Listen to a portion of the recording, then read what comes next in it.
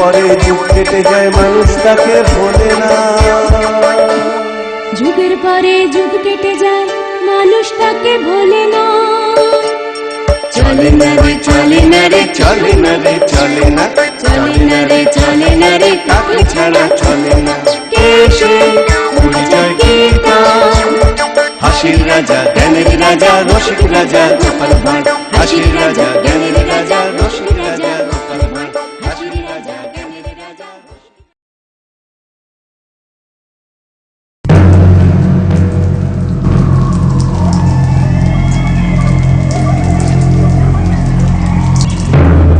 এটা হলো বিচার সভা, আর ইনি হলেন স্বয়ং যমরাজ। বিচার চলছে, একের পর এক আত্মার ভাগ্য নির্ধারণ হচ্ছে, কে যাবে স্বর্গে আর কার ভাগ্যে নরকের শাস্তি। ওদিকে পাপ পুণ্যের বিশাল খাতায় একের পর এক রায় লিপিবদ্ধ করছেন মিস্টার চিত্রগুপ্ত, আর তার উল্টো দিকে শ্রীমান বিচিত্রগুপ্ত হিসাব কষে বলে দিচ্ছেন পাপ পুণ্যের খাতায় কার কত জমা আর খরচ। যার জমার ভাগ বেশি তাকে দেবদূতেরা নিয়ে যাচ্ছেন স্বর্গে চির আনন্দের চির বসন্তের দেশে, আর যার খরচের ভাগ বেশি তাকে যমদূতেরা পাকড়াও করছে, ঠেলে দিচ্ছে নরকে। বাহ, চেহারা খানা দেখছি বেশ নাদুস নুদুস। নাম কি? আগে এর নাম ক্যাংলাচরণ গড়গড়ি। মরার আগে সবার কাছে এই নামেই পরিচিত ছিল। তা বাপু হ্যাংলা? হুজুর হুজুর ক্যাংলা, ক্যাংলা চরণ। আরে ওই হলো আর কি। হ্যাঁ তো ক্যাংলা, বলো তো বাপু, পৃথিবীতে কি কি পাপ পুণ্য করেছো? আগে আমি? হ্যাঁ তুমি তুমি বলে ফেলো বলে ফেলো, ভয়ের কি আছে? নিজের মুখে না বললে চিত্রগুপ্তকে আবার খাতায় খুঁজতে হবে। বয়স্ক মানুষটাকে কেন আর কষ্ট দেবে বাবা? নাও এবার ঝটাপট বলো তো দেখি। আগে আমি এক গরিব মুদিখানার মালিক ছিনু। সারা জীবন খুব কষ্ট করেছি, মানে মাথার ঘাম পায়ে ফেলে সৎ পথে উপায় করেছি। একেবারে বিনয়ীর অবতার। মাথার ঘাম পায়ে ফেলেছি, সৎ পথে থেকেছি। পাটা মিথ্যাবাদী, বাইরে বিনয়ের অবতার আর ভিতরে ভিতরে চালে কাকর মেশানো, ডালে কাকর মেশানো আর কালোবাজারিতে তেল বিক্রি করা। এগুলো এগুলো মাথার ঘাম পায়ে ফেলা। আহা চিত্রগুপ্ত, উত্তেজিত হইও না। ওহো, আর একবার তোমার হার্ট অ্যাটাক হয়ে গেলে সামলানো যাবে না বাবা। আর তাছাড়া ক্যাংলা তো মিথ্যে কথা বলছে না। চালে ডালে কাঁকড় মেশাতে গেলেও তো পরিশ্রম হয়, কি বলো ক্যাংলা? আগে হুজুর সবই তো বোঝেন। তা আর বুঝবো না? আমি না বুঝলে তোদের কে বুঝবে রে? হ্যাঁ, তুমি দেখছি খুব সাহসী, এসব করতে ভয় করতো না? কি যে বলেন হুজুর, ভয় পেলে কি আর এসব কাজ করা যায়? বলো কি হে, পৃথিবীতে কাউকে ভয় করনি? দেখো চিত্রগুপ্ত, দেখো দেখো, দেখে শেখো। না না, এ আর এমন কি। তবে হ্যাঁ, আমার গিন্নিকে একটু সমঝে চলতাম। কেন কেন? ঠ্যাঙা তো বুঝি?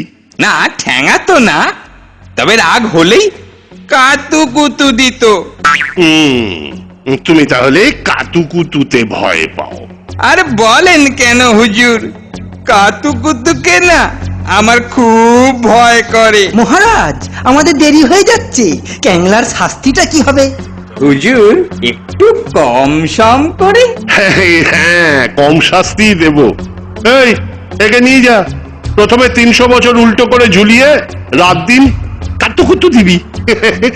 বেশি হাসলে 1 মণ করে কাঁকড় গেলাবি। তারপরে 300 বছর নাকে পালক দিয়ে সুরসুরি। ওরে বাবারে, ওরে বাবারে, মেরে ফেলো রে বাঁচারে। ওরে বাবারে, ওরে বাবারে।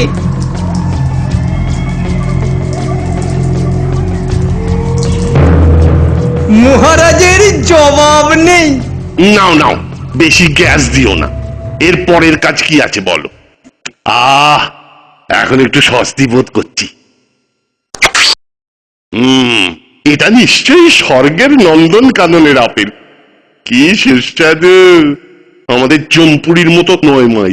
আগে হুজুর হক কথা, সেই জন্যই তো দেবরাজ ইন্দ্র ডাকযোগে এগুলি আপনার জন্য পাঠিয়েছেন। যাই বলুন হুজুর, গুণী গুণীর কদর বোঝে।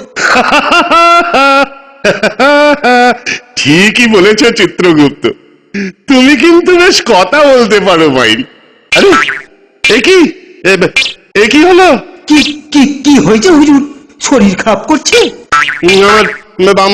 আমার বাঁ চোখে যে বাঁ চোখটা বড় নাচছে। বাঁচক নাচছে? মহারাজ, বাঁচক নাচা মোটেই শুভ লক্ষণ নয়, সাবধানে থাকতে হবে। কি কি আপদ, কি করি বলো দেখি? তো থামানো যাচ্ছে না। ওরে বাবা, আমার মনে হচ্ছে নিশ্চয়ই রাক্ষসদের চাল। ওরা নিশ্চয়ই আবার জম্পুরি অ্যাটাকের প্ল্যান করছে। গুপ্তচরদের সক্রিয় হতে বলো, বিষ্ণু লোকের এমবাসিতে খবর পাঠাও, জলদি জলদি পাঠাও। হুজুর, আপনি উত্তেজনায় খিচুড়ি ভাষা বলছেন। খিচুড়ি ভাষা? সেটা আবার কি ভাই? মানে কিছুটা বাংলা, কিছুটা হিন্দি, আর কিছুটা ম্লেচ্ছ। হ্যাঁ, এবার ভাষা জ্ঞান শেখাচ্ছে। সামনে কি বলে ভীষণ বিপদ, আর উনি ভাষা জ্ঞান শেখাচ্ছেন। না না, যা যা বললাম তাই করো। হ্যাঁ, তা আজকে কারা পৃথিবীতে আত্মা আনতে যাচ্ছে? ডাকো তো তাদের। আগে হুজুর, আজকে পৃথিবীতে যাবার জন্য নির্বাচিত হয়েছে যে দুজন, তারা হলো কেলো আর ভুলো। আজকে 3টি বাড়িতে যেতে হবে। ভুলেও কখনো সবাইকে একসাথে আনবি না, বুঝলি? একে আমাদের মনে থাকবে। কিন্তু ওই ভুলোটা সেদিন একটা মানুষের বদলে একটা গরুর আত্মা নিয়ে এসেছে। আগে আগে আমার আর ভুল হবে না। ঠিক আছে ঠিক আছে, তবে দিনকাল ভালো নয়, একটু সাবধানে চুপি চুপি যাবে, কেউ যেন দেখে না ফেলে। আজ সকাল থেকেই তো আবার বাঁ চোখটা ঢিঙ্কু নাকু ঝিটিং-ঢুং।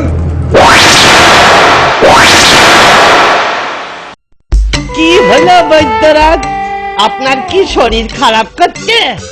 এরকম করলে তো আপনার জন্যই আরেকজন বৈদ্যকে ডাকতে হবে। আচ্ছা গোপাল, তুমি কি জীবনে কখনোই গম্ভীর হবে না? তোমার এই অবস্থাতেও তুমি আর কি করে যাবে? কেন গম্ভীর হব কেন? আমি কি মরে গেছি?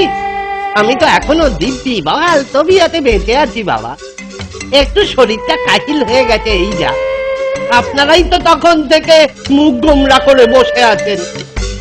একই গিন্নি, তোমার আবার কি হলো? ওগো, আমার কি সর্বনাশ হলো গো! তুমি কোথায় গেলে গো?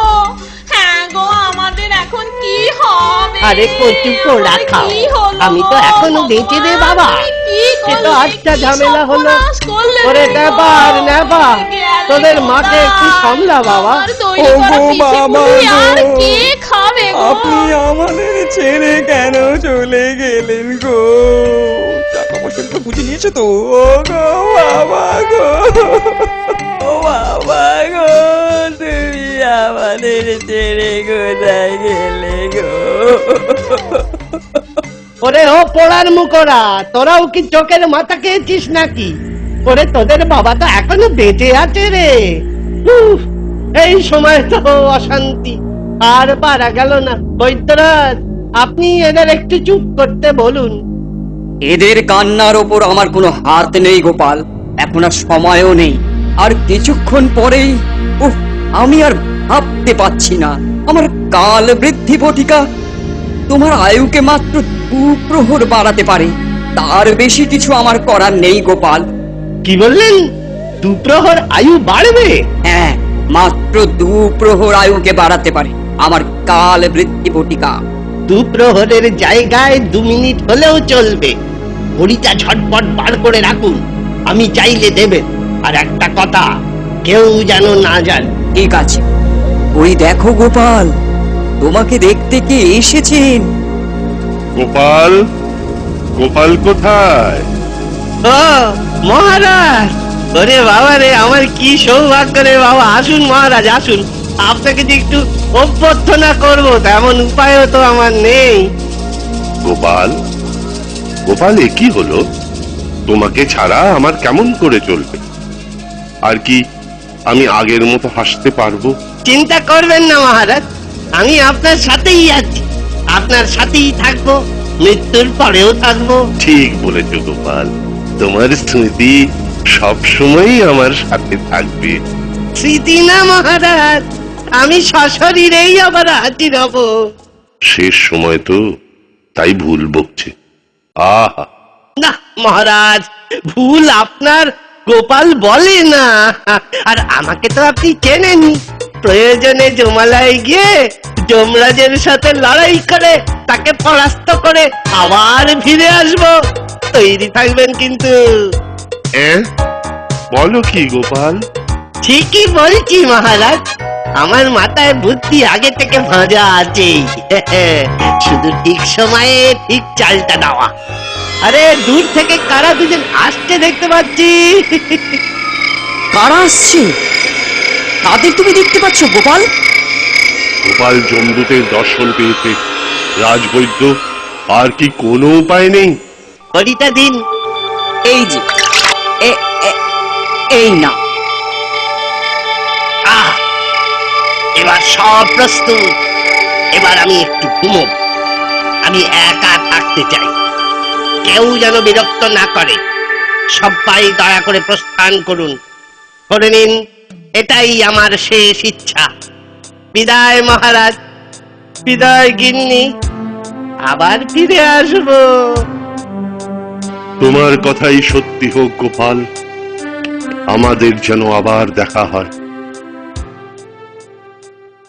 এই ভুলো, তোর ঠিক মনে আছে তো এটাই কি সেই মোড়াটা? হ্যাঁ রে বাবা, হ্যাঁ আমার ঠিকই মনে আছে। এইটাই সেই বিখ্যাত গোপাল ভাঁড়ের বাড়ি রে। তো কান্নাকাটির আওয়াজও তো পাচ্ছি না রে, আশেপাশে তো কোনো লোকজনও দেখছি না। মেলা ফ্যাচ ফ্যাচ করিস না তো, দেখছিস ঘুমন্ত মারা গেছে। নে নে, এখন তাড়াতাড়ি কর, দেরি হলে বেটা চিত্তগুপ্তের মুখ ঝামটা শুনতে হবে। বেটা হবে এই মাসেই মাইনে বাড়িয়েছে, তাও অনেক বলে গয়ে। আহা, একটা অজুহাত দিয়ে দিলেই হবে। বলবো সারা রাস্তায় গ্রহ নক্ষত্র উল্কার জ্যাম লেগেছিল, পাক্কা 2 ঘন্টা দাঁড়িয়েছিল, সিগন্যাল পাইনি। জ্যাম লেগেছিল? এ কি হে, এত কিম্ভূত চেহারা নিয়ে তোমরা কারা? আমরা যমদূত। তাহলে কি আমি মরে গেছি? একদম অক্কা। বাহ! বেশ ভালো, বেশ ভালো। চলো চলো চলো তো যমরাজের কাছে। তোমার ভয় হচ্ছে না? আমার নাম গোপাল ভাঁড়, আমাকে কি অত সহজে চেনা যায়? চলো চলো, বেশি কথা বাড়িও না বাবু।